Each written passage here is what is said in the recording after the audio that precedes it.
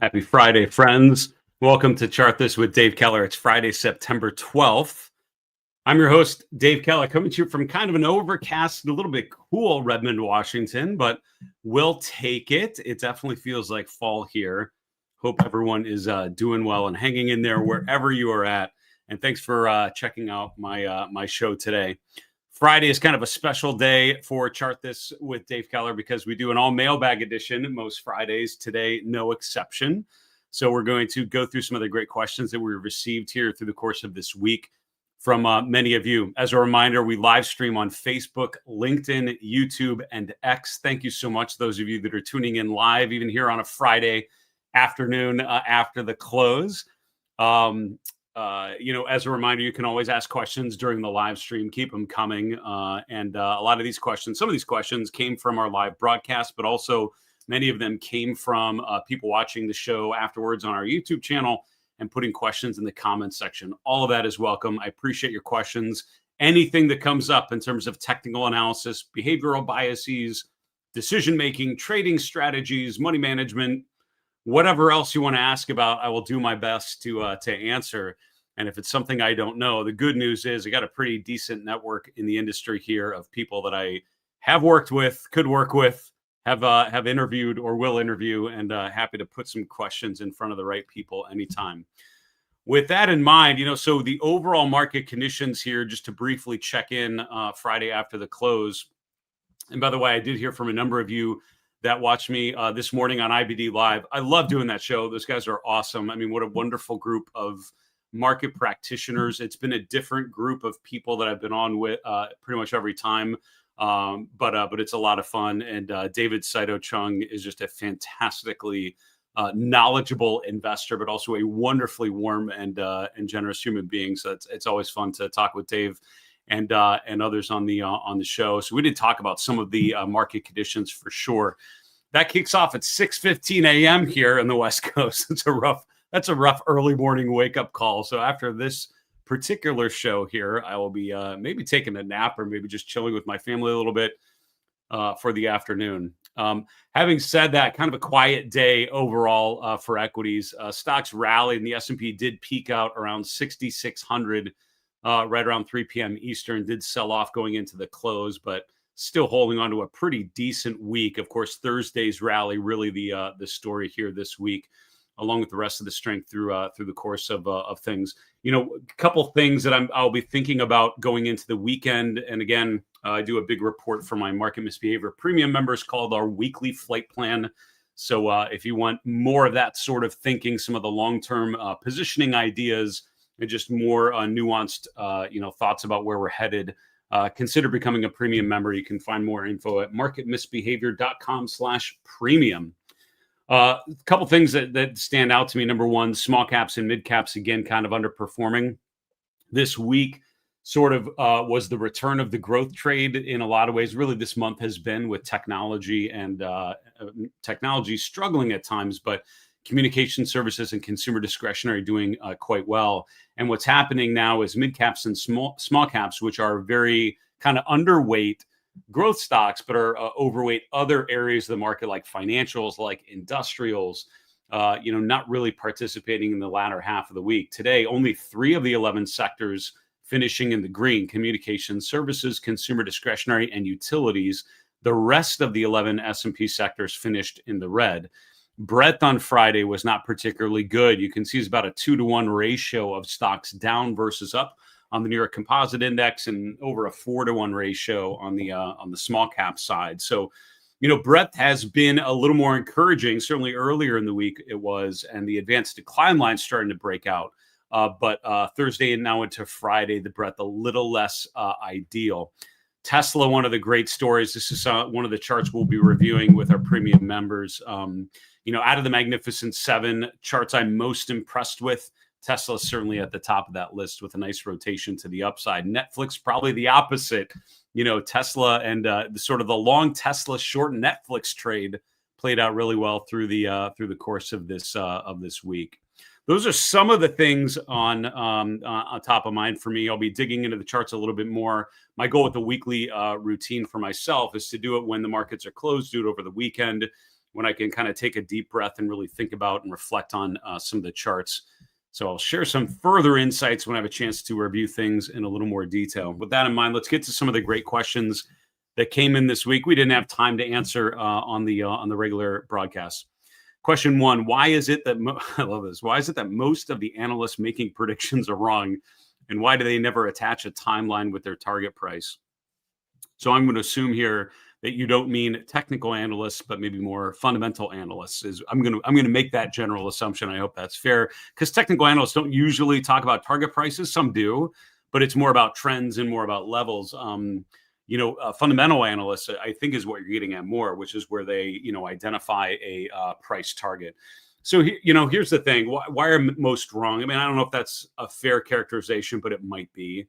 I will tell you that the cynical answer to your question is that, a fundamental analyst at a big, bank, and this is something that was addressed sort of in the 2000s, right? Going through, sort of post tech bubble and post great financial crisis.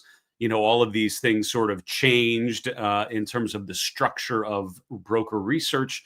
And so investment banks and brokerages were broken apart. And the reason was because there were some pretty clear conflicts of interest, right? Where a bank was bringing a company public, and then their research department would be talking about how great the stock is.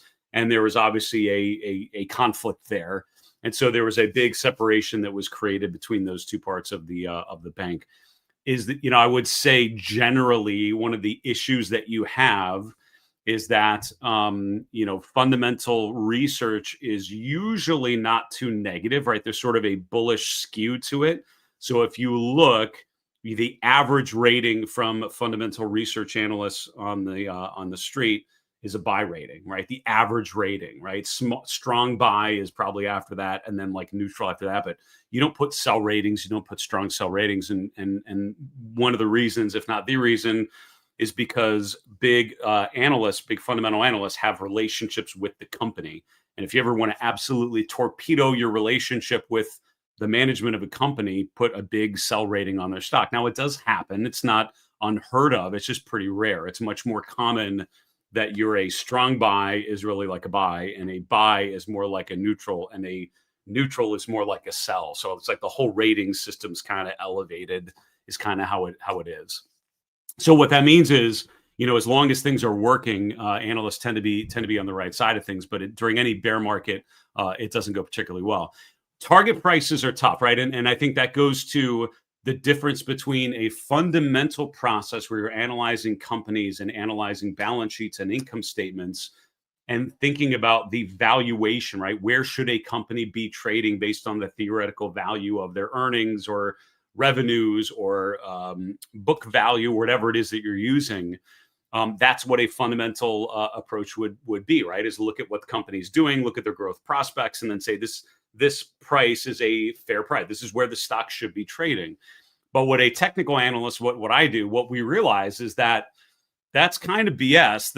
The expectation that there's this theoretical target price and that the market should just kind of go there. What we realize, or at least what I've learned, is that there's this big sort of behavioral level on top of that, which is how investors get optimistic or pessimistic. They get really excited, they get really negative.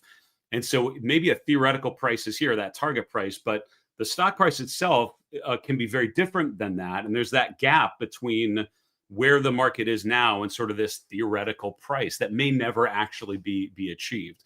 So the reason why there's no time associated to a target price is because the fundamental toolkit is not built on an expectation of the relationship between price and time. That's really more what technical analysis is designed to do. That's one of the things that drew me to the analysis of trends and the analysis of charts that I do now every day. Was to me, it seemed very straightforward that prices are going to move based on investor psychology and fear and greed, and not by some theoretical, calculation of where a price should be. That doesn't make much sense to me at all in terms of how the markets actually move. So target prices don't really have a timeline baked in because that's not really part of the process. I mean, it's really hard to predict what a company is going to be able to do years down the road. And so that's why there's not often a timeline. Even S&P targets, right? I mean, if you look at that those don't do particularly well if you look back at time. And it's more of a marketing tool. It's not something that is really designed to be accurate or effective. It's something designed to generate interest in the bank and the bank's research and all of those sorts of things. So that was a cynical and just sort of overall discussion of it. I think there's definitely there is a place for fundamental research. There is a reason why so many people analyze what companies do, and I think there's value there.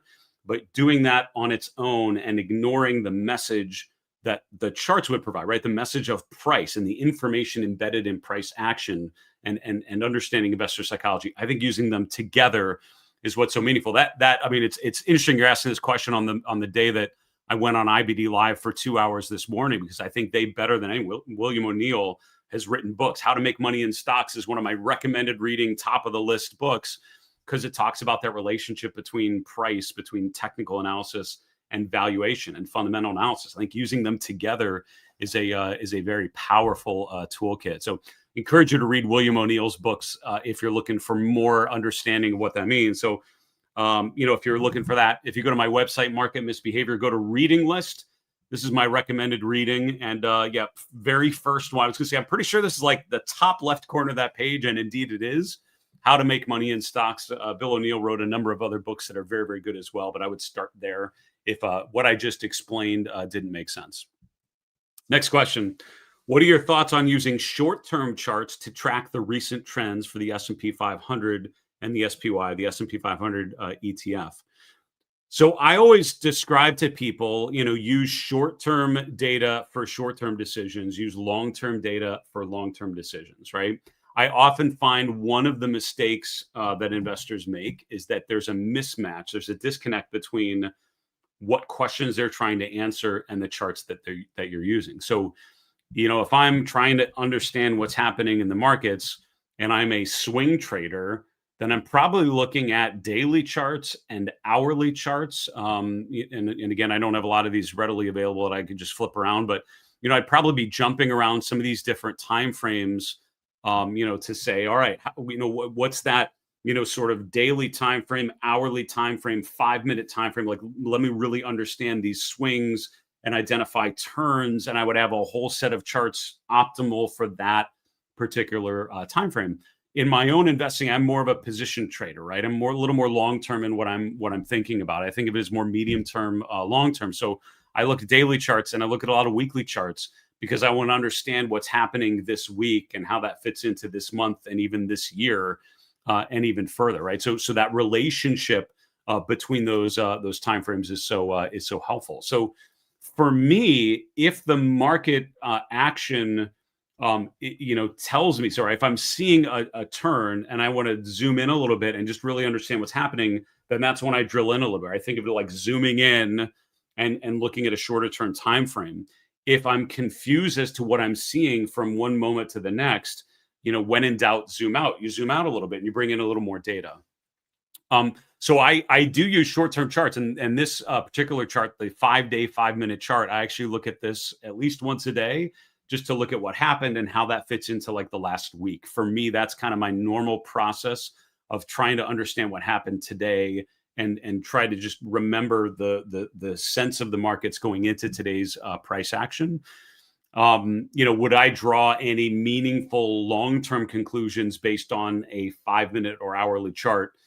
Definitely not, because that's just not the right time frame of a chart to look forward a month or two, right? If you want to look forward a month, you can't just look at 1 month and then draw that. You need to look at 6 to 12 months and look at even more just to understand, to project forward a little bit. So the general rule of thumb I tell people is whatever your investment horizon is, right? If you're looking out 1 month, whatever that time frame is, kind of like the average time frame, like your average holding period for a trade, go back about 6 to 7 times. And that's usually a good starting point, right? So if I'm looking out 1 month, I want to look back like 6 to 8 months as a default view just to start with. And then if you find you need a little more, bring in more data. If you find you need a little less, bring a little less. But that's usually a starting point. For some reason, that kind of works. So whatever your kind of normal trade is in terms of time duration, go back about 6 times that.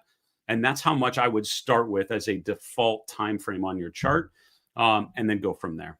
That's what kind of works. Next question. Do you ever consult a simple line chart instead of a bar chart in certain situations? Do you ever find it gives you an edge in your analysis?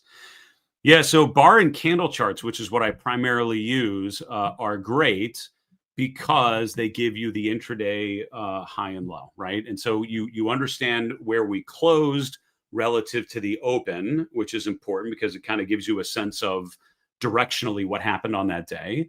But you also get the close versus the range.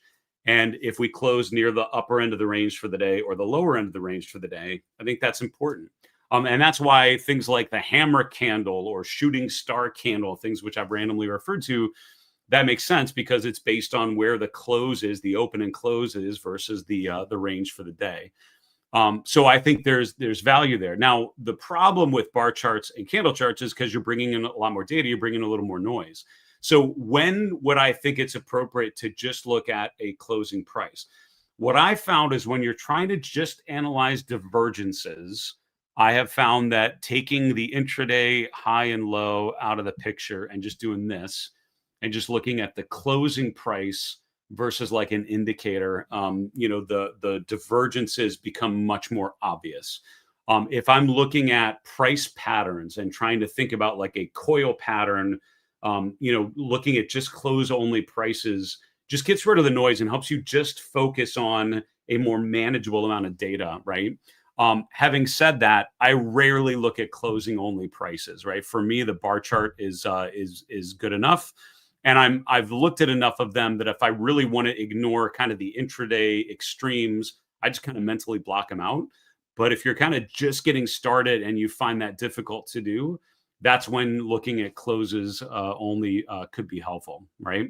But again, for me, 90+% of the time I'm looking at a bar or candle chart. It's probably actually more like 98% now that I think about it. I rarely would do this.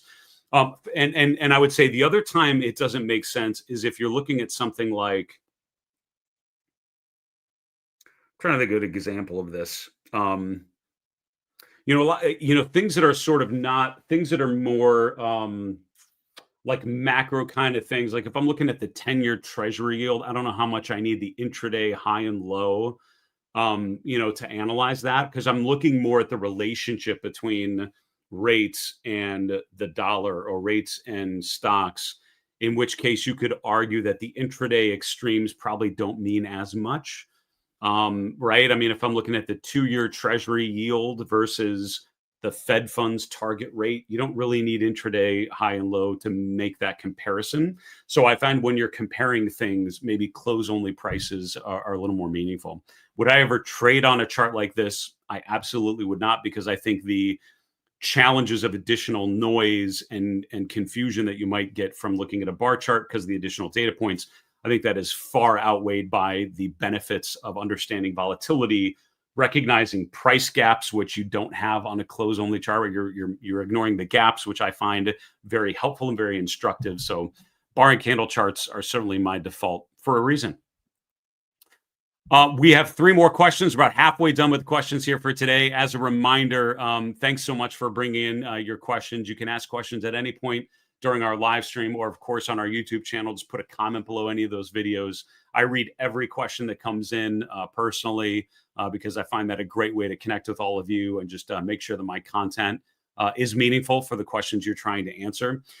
We can do awesome shows like this, and I can keep Market Misbehavior awesome because of great partnerships and support from places like Seeking Alpha. If you go to marketmisbehavior.com/Seeking Alpha, we have a special deal that you can get on their premium memberships. I use Seeking Alpha regularly. It's usually on my monitor over on the left that I don't show on the screen often, but I'm referring to it regularly. I love the health checkup, where you can put in a portfolio. You can link to bring in holdings from a portfolio or from a brokerage account and just sort of get a good high level review. What's in good shape, what might not be. Look at things like dividends and expectations for dividends, but roll it up to the portfolio level. Those are great tools that are usually only available on institutional level platforms, but Seeking Alpha actually provides that to their paid members. Also fantastic scans, and I especially appreciate their quant model created and managed by Steve Kress and the team at Seeking Alpha. So again, go to marketmisbehavior.com/Seeking Alpha. They've been a great partner to Market Misbehavior. If you use that link or scan the QR code, doesn't cost you anything extra. Actually gives you a little better deal than you would otherwise and helps me make Market Misbehavior awesome. Let's continue on with some more questions. How do you use and incorporate DeMark indicators in your overall process, and what timeframes do you use, daily, weekly, or monthly? So, I mean, stock charts is my primary charting tool. They don't have DeMark indicators built into the platform, unfortunately. So I actually do this, and I've actually started to really appreciate this. I have this. Where is it? Oh, I should have brought this up ahead of time. I'm going to take like 20 seconds and see if I can find this chart. I have like a blank chart that I use just for DeMark indicators because I actually do them by hand. Here we go. Yeah, so this is a chart that I create. I wonder if, yeah, see, I don't have any annotations on here. So the DeMark indicators are basically a set of indicators created by Tom DeMark. He has created literally hundreds of different technical indicators. The most widely known are TD sequential and TD combo. Earlier in my career, in my Bloomberg days, I spent a long time working with Tom directly because we hosted a number of his indicators on the Bloomberg platform. And at one point, my job was to work with Tom to tweak the calculations and make sure we're representing them okay. I went on the road and would travel around to different financial firms with Tom to talk about the indicators, and I would talk about the current markets using some of those indicators. So I learned a ton from Tom, and one of Tom's sort of mentors was Larry Williams, who I ended up working with a lot in my stock charts days. So I learned a ton from working with those guys at some point. I'm a huge fan of the DeMark indicators, particularly TD sequential, because it is a way of analyzing trend exhaustion. So the idea is you have a setup where you have the market in a certain framework. We're in a trending phase, and then you have a countdown where you actually count down to the end of the trend. Hedge fund traders like Steve Cohen and many others famously use Tom's work and have done quite well following those reversal signals. So I actually calculate them by hand. I used to get them on different platforms. I actually don't anymore, but I find I randomly will print out the chart of the S&P, and it's one of the therapeutic kind of ways that I analyze the trends. Go through with a green pen and a red pen, and I count the bars, which is how Tom actually originally created these. He would do charts by hand and hand calculate the different relationships. So I'm very familiar with them. Do I use them regularly? I really don't at this point. But do I go back when the market's been in a pretty good run? I'm making a note to actually do this here pretty soon because it's probably about time. When the market's in a big uptrend, there's a whole methodology to determine that the uptrend is valid and then count down to the end of the trend. And I'm not sure where we are within that countdown, but I'm wondering if we're getting close to that exhaustion point. I'll have to take a look. But this is what I usually do. And I often share it with my Market Misbehavior premium members when I do that exercise and just let them know if we're near any major turns. And then a number of technical analysts out there like Mark Newton at Fundstrat, Katie Stockton at Fairlead Strategies are two that come to mind that use them way more often in their day-to-day work. And they often publish those on social media. Give those guys a follow. They're awesome and very knowledgeable technical analysts that use some different techniques than I do. And I'm a fan of it. And sorry, to your question, do I use, I occasionally will look at the weekly, but I usually do it on a daily time frame. That's what I found most helpful. Keep in mind, though, that hedge fund traders will use it on 1-minute charts. I used to spend time on trading floors where we would look at 1-minute charts of different futures and use those indicators to identify potential swings. Next question, do you trade yourself, Dave, or are you more of a long-term investor? I mean, I often get questions about my own trading, and some people that do kind of what I do make their own portfolios and their own trading kind of front and center to what they do. And I don't that's fine. That is certainly an approach that could be taken. For me, I have found number one, I don't really enjoy managing other people's money, and I don't enjoy that part of it. And I had opportunities to manage money. I hated every minute of it when I did. And so I have found that I enjoy much more talking about charts and talking about the markets than I do managing a portfolio and talking about it.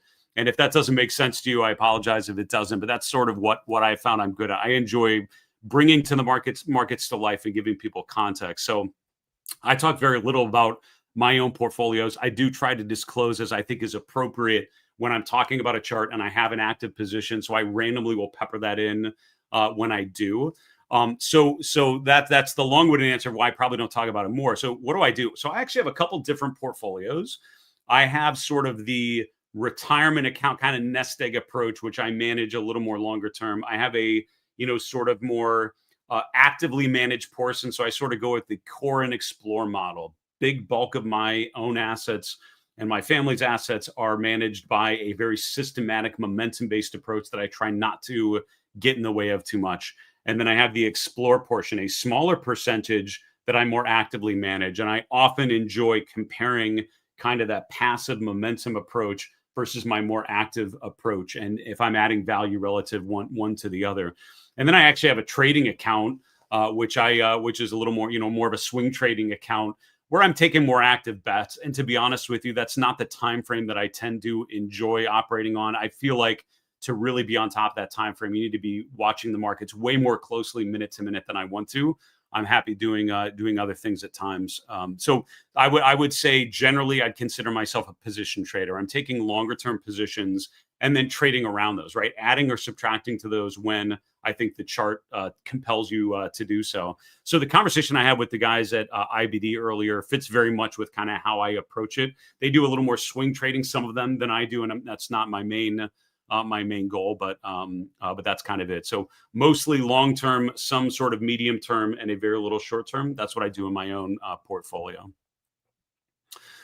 And the other thing I would say is having separate accounts for each of those is a really good idea. I found a lot of individual investors sometimes struggle with how they should be defining their their different approaches. I don't think there's a problem with having multiple approaches, but having dedicated accounts that do those things, ideally just separate in some way, I find very, very helpful. I would encourage you to think along those lines too. Final question: is it possible to use Bollinger Bands for options trading? How can I identify stocks near the upper Bollinger Bands? Yeah, I talk about Bollinger Bands occasionally, and I often tell people, I don't use them regularly. If I traded options, though, I definitely would, because I think it's one of those great indicators that is, sort of optimized for volatility, right? Because that's what Bollinger Bands really are telling you is a sense of volatility and where we're at sort of within that range. So, this is the chart of Tesla, and I'm just showing some of these different periods. So, particularly when a stock is in sort of a consolidation range, this is where Bollinger Bands, I think, really, there's two kind of points when they really can be valuable. One is when you have kind of a range-bound environment, you're just kind of trading around the bands, as we would call it. The other is recognizing big breakouts, right? So when we significantly break above the upper band, arguably that's what you're seeing with Tesla right now, which is probably one of the more bullish things we could detect. But a lot of times, certainly in a consolidation, you'll see stocks trading around there. So could you use these to structure an options trade and use the levels of the bands to think about a spread trade or some sort of, using that to identify strikes? I think you definitely could. There's, I don't trade options in my own accounts, and that comes from earlier in my career where I was not allowed to because I worked for a company that had an options exchange, and then we worked for a company that, we just weren't allowed to because of compliance. So I built a strategy, a whole set of investment strategies that did not use options because I couldn't use them. Having said that, are they great ways of, collecting premium and benefiting from a stock that is more range bound? Absolutely. And that's something I probably miss in my own process. So I would say, yeah, Bollinger Bands are definitely pretty good for options. I would direct you to John Bollinger's work. He's written books, and he and his daughter Zoe do a great job of talking about some of the nuances of using Bollinger Bands more than I would probably get into. In terms of how you can scan for stocks like at or near their upper Bollinger Band, for sure. And I can show you on stock charts, but any good, decent charting platform is probably going to allow you to do something like this. In stock charts, there's actually I don't know if there's a sample scan for saying like above an upper band, but there's definitely one. Yeah, moving above the upper Bollinger Band. Let's look at this one. And if you're not super familiar with the stock chart scanning engine, I don't blame you. It's a little It's a little codey, which isn't my favorite, but it is very powerful.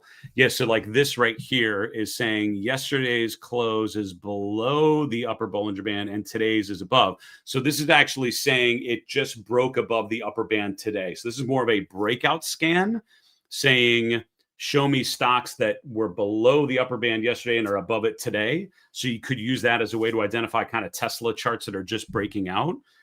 But you can also down here under technical indicators, there's a lot of platforms. The Bollinger bands, there's the upper and lower bands, which are based on the calculation that John, is in. I mean, it's kind of in the public domain. If you look on Chart School on stock charts, they show you Bollinger band width gives you the width of the bands, right? The distance from one to the other. But then there's this other indicator that John actually includes, which is called percent B. And it basically, the calculation of that is where is the price relative to the upper and lower bands. That's what that indicator is. So most charting platforms actually include that. If they have Bollinger bands, they'll have an indicator called percent B. On stock charts, I'm saying a 20-day moving average and 2 standard deviations, but you could change that. And a value of 1 means the price is at the upper band. A value of 0 means it's at the lower band. So you could say, stocks where the, percent B is above 1, which would mean it's above the upper band. You could say stocks where the price is within 1% of the upper band. I mean, you could do all sorts of different things to try to narrow in a particular setup. So the short answer is yes, you can do that. The long answer is you're going to have to do some work with one of these scanning engines to do it. But a decent charting platform that has the Bollinger Bands will have this indicator called percent B. I would use that because then you're just basically scanning on that value. And that's how you could easily identify where stocks are within or between the 2 Bollinger Bands. Boy, some random questions today, a mix of different technical indicators, different chart styles, investing strategies. I hope this was helpful. And again, I love taking questions during the live stream. I get way more questions than we have time day to day to answer. And so I like to take some time on Friday to answer some of those questions from you. Please keep them coming. And if you have other questions I haven't answered, now's the time. Put it in our live stream during the market recap show. Put it in the comments section on our YouTube channel. In the meantime, I will say have a fantastic weekend. Thanks so much for following me and my work. Keep tuning in next week. We'll be back on Monday with another market recap. In the meantime, have an enjoyable weekend. And remember, it's always a good time to own good charts. Have a good night, folks.